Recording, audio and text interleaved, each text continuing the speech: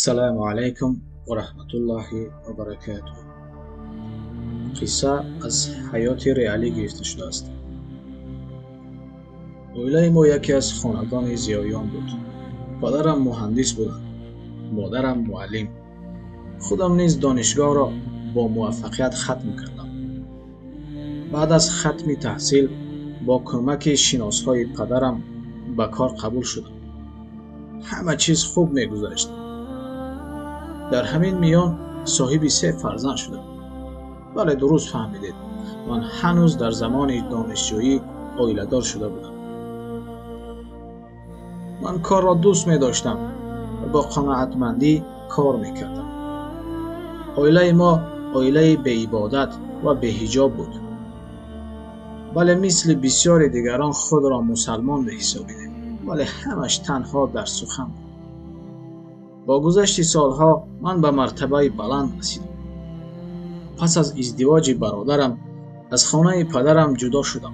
غیر از کار اساسی به تجارت مشغول شدم. قرضدهی و گرفتن فایده. آن وقت ندانستم که این ربا است. من معنای حرام بودن آن را نمی‌فهمیدم. هر روز ظاهر زندگیم زیباتر می‌شد. خانه‌ام را با زیباترین نمود زمانوی ساختم. 4 فرزند داشتم، 3 پسر و 1 دختر نازنین. برای آنکه زن من دختر تولد کرد با او ماشین تحفه کردم. همه چیز مثل خواب زیبا بود تا آن روزی که مصیبت از جانب پروردگار آمد. همش در یک روز نابود شد. زنم و تمام فرزندانم با خانه سوختند. هیچ چیز باقی نماند. من دیوانه شدم. شراب نوشیدن را آغاز کردم. از کار هم برکنار شدم. هر روز به خانه پدر و مادرم مست آمده می رفتم. آنها از دردهای من اشک می ریختند. حتی در یک لحظه آرزو می کردم که می مردم و همه اش خاتمه می یافت. اما مرگ هم به من رحم نمی کرد. 3-4 سال پس گذشت. پدرم بعد نصیحت های زیاد از دنیا گذشتم. من حس می کردم که برای برادرم و کلینش یک بار گران شدم. اما آنها با صبر مادرم چیزی نمی گفتند.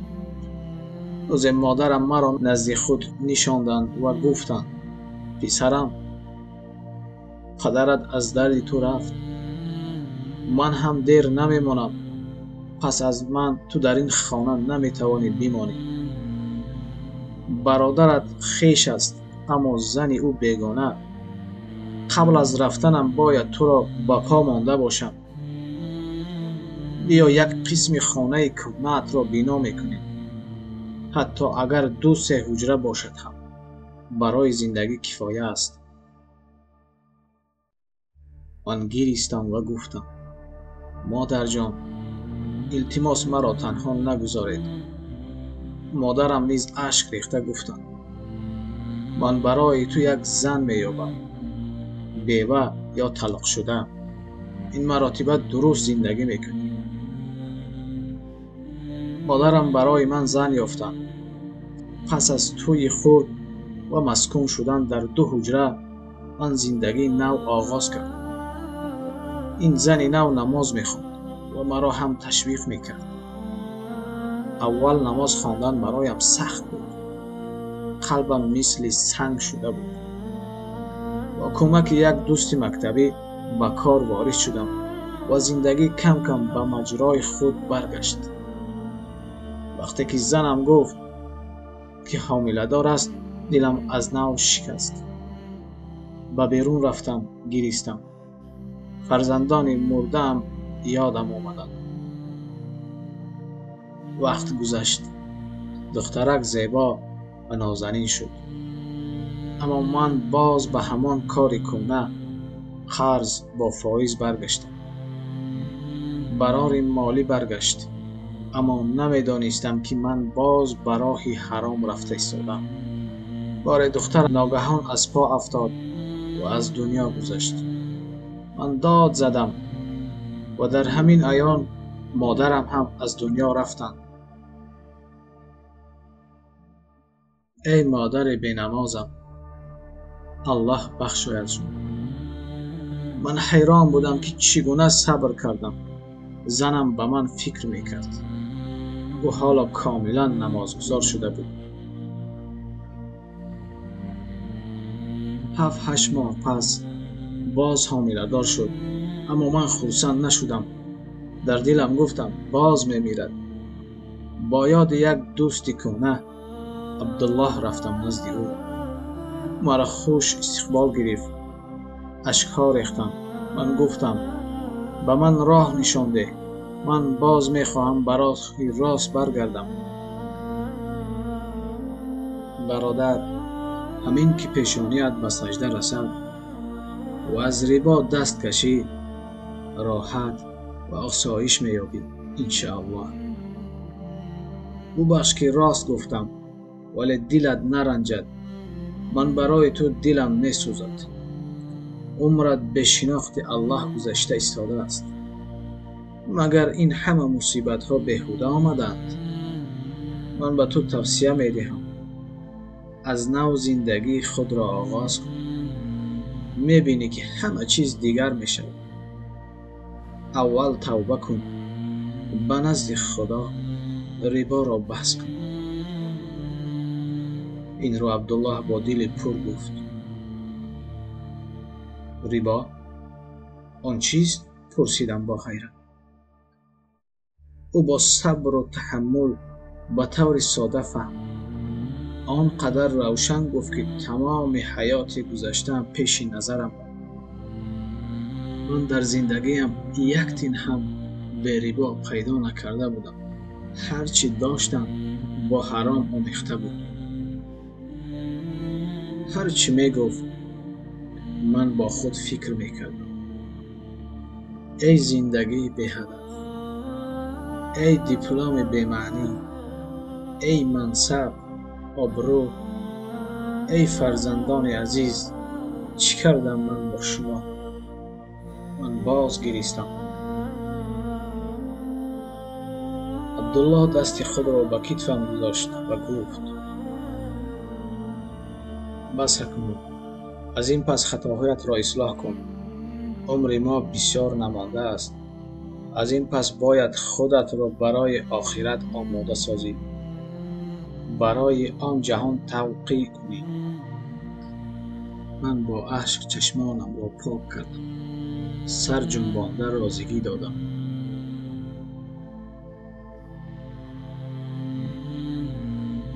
آنقدر با گفتارش تسکین یافتم که حتی نفهمیدم کی شام فرا رسید. او را به خانه‌ام دعوت کردم، اما راستش نمیخواستم از او جدا شوم. خود را سبک حس میکردم. دلم بعد سالها آرام گرفته بود. به خانه رسیدم. همسرم که از دیر آمدنم تشویش داشته است مرا دید و گریست. من هم به او سلام دادم و به حمام رفته غسل کرد. و هر کی توبه کند، ایمان بیاورد و عملهای نیک کند، پس الله گناههایش را به ثواب تبدیل می‌دهد، زیرا الله آمرزنده و مهربان است. سوره فرقان آیت 70.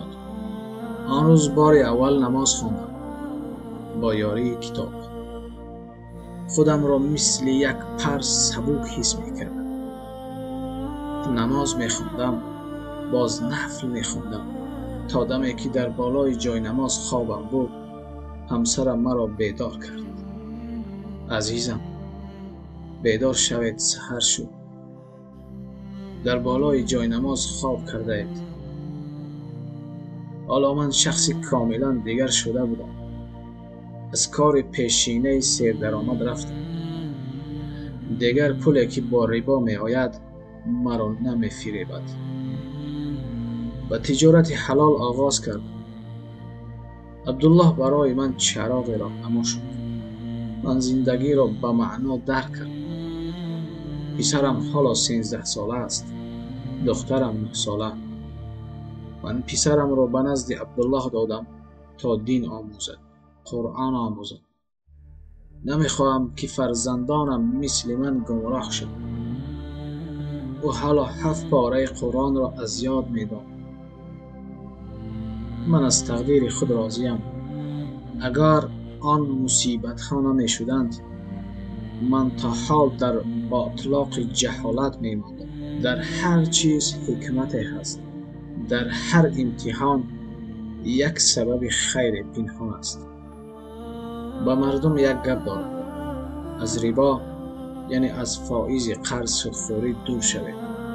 این نعمت نیست، این بلا است. با الله قسم میخورم که ربا برکت نمی آورد.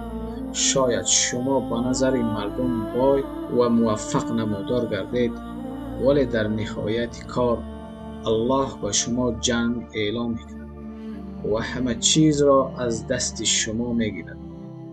پیش از آن که دیر شود دست کشید، به نزد خدا برگردید و توبه کنید. توبه کنید تا زنده هستید. دوستان عزیز، فکرهای خود را در زیر ویدیو قید کنید. البته هر یک قیدهای شما را دیگران نیز مطالعه میکنند و گرد این موضوع بحث ها می شود که شاید یک منفعت در جامعه آورد. السلام علیکم و رحمت الله و برکاته.